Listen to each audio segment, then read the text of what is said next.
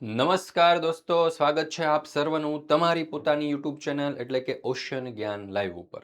મિત્રો, તમારી દ્વિતીય સત્રાંત પરીક્ષા 2026 આવી રહી છે અને આ દ્વિતીય સત્રાંત પરીક્ષા 2026ની અંદર તમે સારામાં સારા ગુણ પ્રાપ્ત કરી શકો એ માટે આપણે બ્લુ પ્રિન્ટ મુજબના મોસ્ટ આઈએમપી ક્વેશ્ચન પેપર તમારા માટે તૈયાર કરેલા છે. અને આ બ્લુ પ્રિન્ટ પ્રમાણેના ક્વેશ્ચન પેપર તમને માત્ર ઓશન જ્ઞાન લાઈવ ઉપર જ જોવા મળશે. છેલ્લા 5 વર્ષથી આપણે આ બ્લુ પ્રિન્ટ પ્રમાણેના ક્વેશ્ચન પેપર બનાવીએ છીએ. આમાં આપણે એક્સપર્ટી છે. આપણે અહીંયા ખાતરી સાથે કહી શકીએ છીએ કે આપણે અહીંયા જે ક્વેશ્ચન કરાવીએ છીએ ને એમાંથી ઘણા બધા પ્રશ્નો પૂછાય છે. હવે એક એક વિષયના 5 ક્વેશ્ચન પેપર આપણે તૈયાર કરેલા છે. આ 5 ક્વેશ્ચન પેપર તમે કરી લેશો એટલે લગભગ તમારે 75+ માર્ક્સ લાવો હોય ને તો પણ તમે આરામથી લાવી શકશો. એટલા માટે આપણા જે ક્વેશ્ચન પેપર છે ને એને આપણે મોસ્ટ આઈએમપી ક્વેશ્ચન પેપર કહીએ છીએ.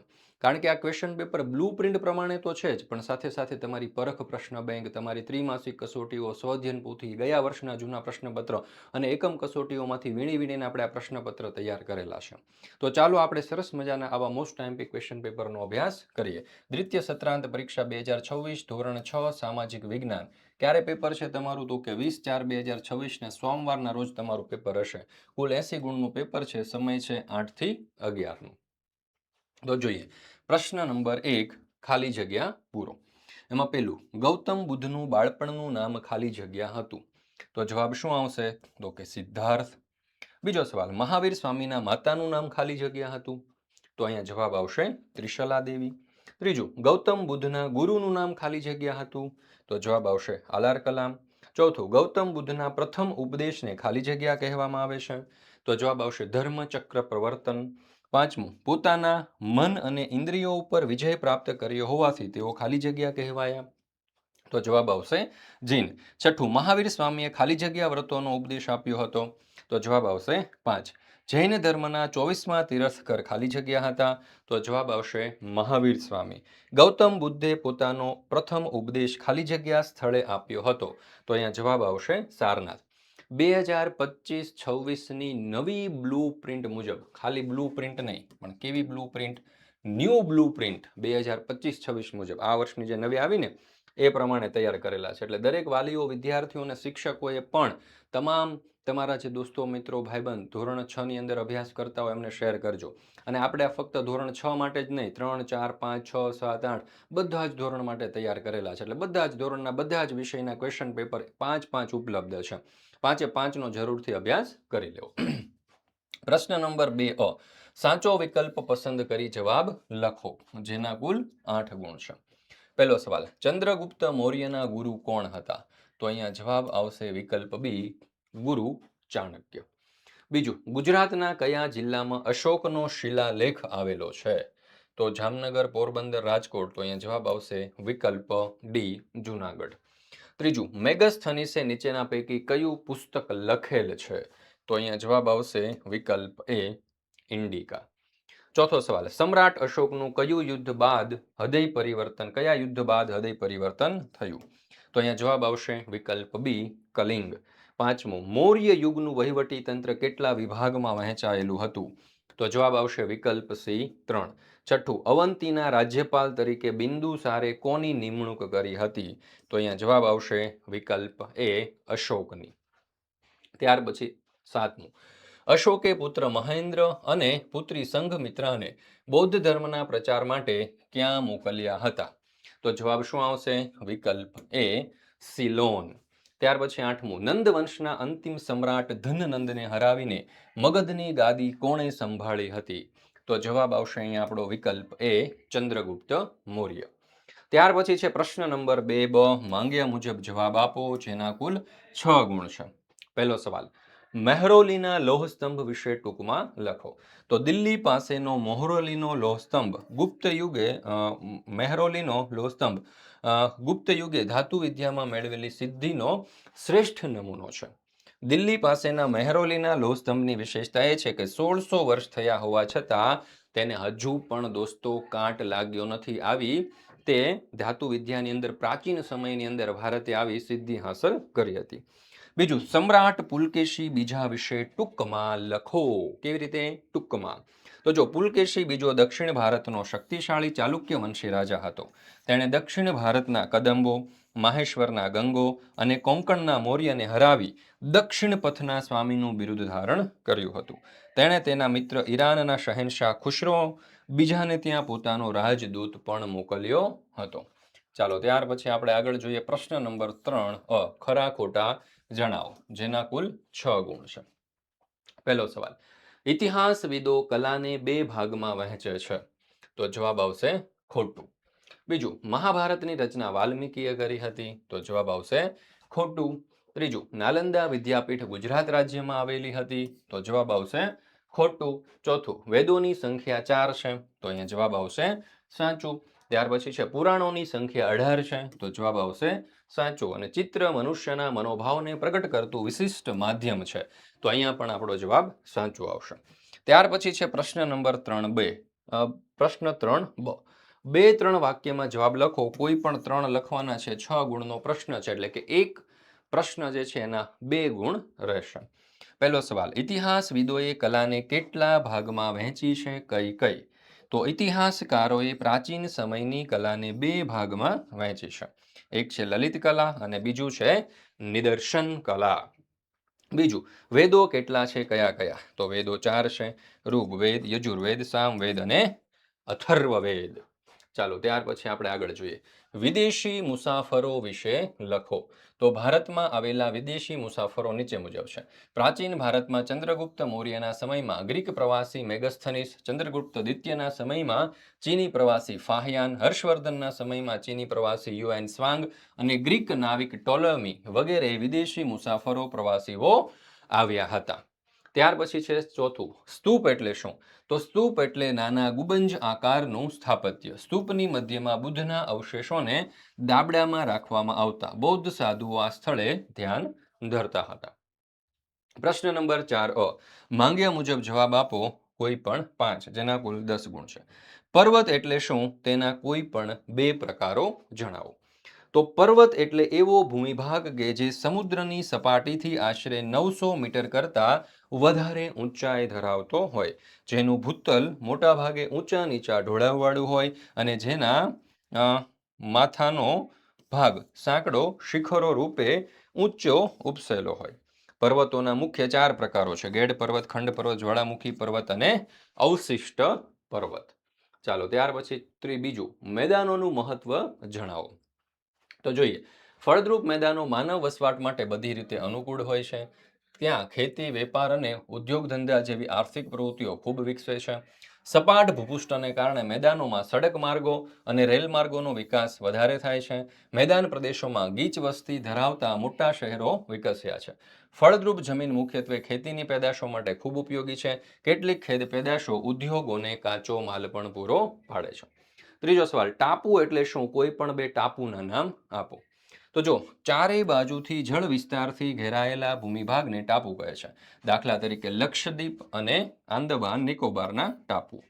ચોથું, આંતરપર્વતીય ઉચ્ચ પ્રદેશ એટલે શું? કેવા? આંતરપર્વતીય. તો ચારેય બાજુથી ઊંચી પર્વતમાળાઓથી પૂર્ણ રીતે કે આંશિક રીતે ઘેરાયેલા ભૂમિભાગને આંતરપર્વતીય ઉચ્ચ પ્રદેશ કહેવામાં આવે છે.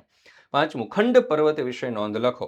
તો સામાન્ય રીતે મંદ ભૂસંચલન દરમિયાન ઉદ્ભવતા ખેંચાણ બળને લીધે ખડકોમાં સ્તરભંગ રચાય છે. 2 સ્તરભંગોની વચ્ચેનો પ્રદેશ ઉચકાઈ આવે છે અથવા તો વચ્ચેનો ભાગ જેમનો તેમ રહે છે અને તેની બંને બાજુના પ્રદેશો નીચે સરકી જાય છે. એ ઊંચો રહી ગયેલો ભૂભાગ ખંડ પર્વત કહેવાય છે. જર્મનનો હોસ્ટ પર્વત તેનું શ્રેષ્ઠ ઉદાહરણ ગણાય છે. તેથી ખંડ પર્વતને હોસ્ટ પર્વત પણ કહેવામાં આવે છે.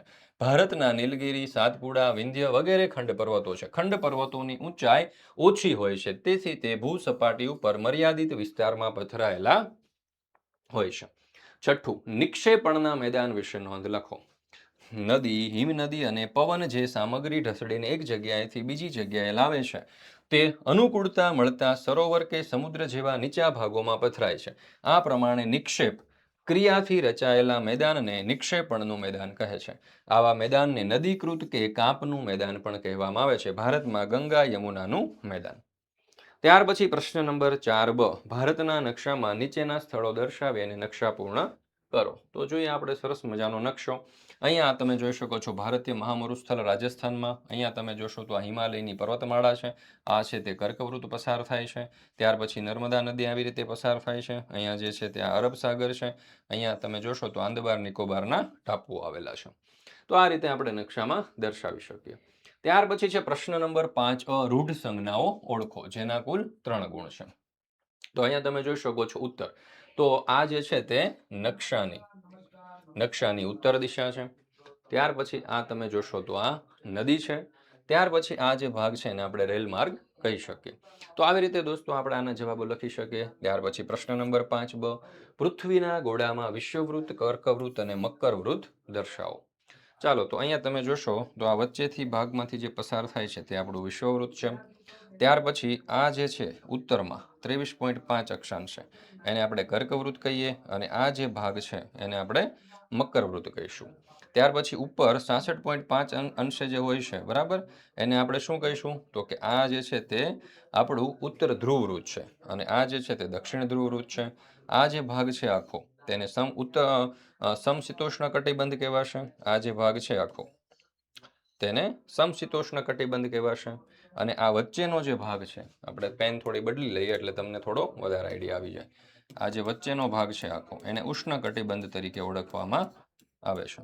અને હજુ આપણે થોડીક પેન બદલી લઈએ, હજી થોડોક આઈડિયા આપી દઈએ. આ જે છે તે ઉત્તરનો શીત કટિબંધીય વિસ્તાર છે, અને આ દક્ષિણનો શીત કટિબંધીય વિસ્તાર છે. અને એક્ઝેક્ટ ઉપર જે હોય છે, સૌથી એક્ઝેક્ટ ઉપર, બરાબર, આને આપણે અહીંયા ઉત્તર ધ્રુવ કહીશું, અને આને આપણે દક્ષિણ ધ્રુવ કહીશું. બરાબર દોસ્તો. ત્યાર પછી આપણે આગળ વધીએ. માંગ્યા મુજબ જવાબ લખો કોઈ પણ 3, જેના કુલ 9 ગુણ છે. એમાં આપેલું ગ્રામ પંચાયતના કાર્યો જણાવો. તો પેલું તો ઘર નંબર આપવા, ઘર વપરાશને પીવાના પાણીની વ્યવસ્થા, ગામના રોડ રસ્તા, ગામના રસ્તાની સફાઈ, ગંદા પાણીનો નિકાલ, જાહેર મિલકતની જાળવણી, આરોગ્ય વિષયક જાળવણી, દીવાબત્તીની વ્યવસ્થા, પ્રાથમિક શિક્ષણ સહિત શિક્ષણ સુવિધાઓ જાગૃતિ અને ફેલાવી, ગ્રામ વિકાસનું આયોજન, ગામના ખેતરો, પાકની સંભાળ અને ગૌચરની જાળવણી વગેરે જેવા કાર્યો કરવામાં આવે છે. બીજું, ટૂંક નોંધ લખો લોક અદાલત. તો અહીંયા તમે જોઈ શકો છો લોક અદાલત માટે સરસ મજાની ટૂંક નોંધ આપણે આ રીતે લખી શકીએ. આર્થિક રીતે ગરીબ અને સામાજિક રીતે પછાત વર્ગની વ્યક્તિઓ તથા કુદરતી આપત્તિઓનો ભોગ બનનાર વ્યક્તિઓ કોઈ પણ કારણોસર ન્યાય મેળવવામાં વંચિત ન રહે તે હેતુથી લોક અદાલતો સ્થાપવામાં આવે છે. લોક અદાલત એ તકરાર નિવારવા માટેનો શ્રેષ્ઠ વિકલ્પ છે.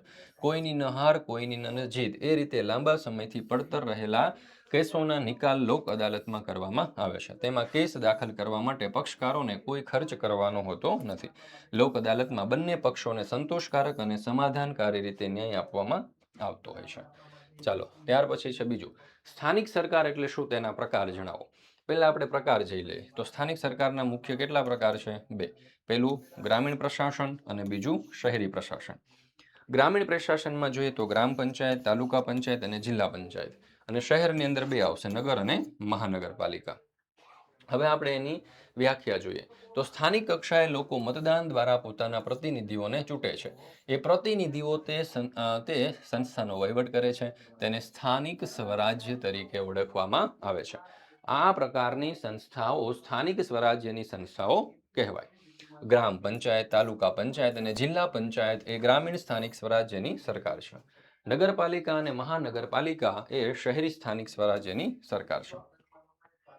ત્યાર પછી છે ટૂંક નોંધ ગ્રામ સભા. તો પંચાયતના કાયદા મુજબ નક્કી થયેલા કામો કરવા માટે દરેક ગામમાં ગ્રામ સભા હોય છે. ગ્રામ પંચાયતની ચૂંટણી પછી અગાઉથી જાણ કરીને ગ્રામ સભાની બેઠક યોજાય છે. ગામના પુખ્ત વયના બધા જ મતદારો ગ્રામ સભાના સભ્યો હોય છે. તેઓ ગ્રામ સભામાં હાજર રહી અને મત આપી શકે છે, તેમજ કોઈ પણ દરખાસ્ત કરી શકે છે. ચાલો, ત્યાર પછી આપણે નેક્સ્ટ જોઈએ. તો આ પણ આપણને અહીંયા જવાબ આપેલો છે. તમે અહીંયાથી સ્ક્રીનશોટ લઈ શકો છો દોસ્તો, આ દરેકે દરેક પ્રશ્નનો, દરેકે દરેક જવાબનો.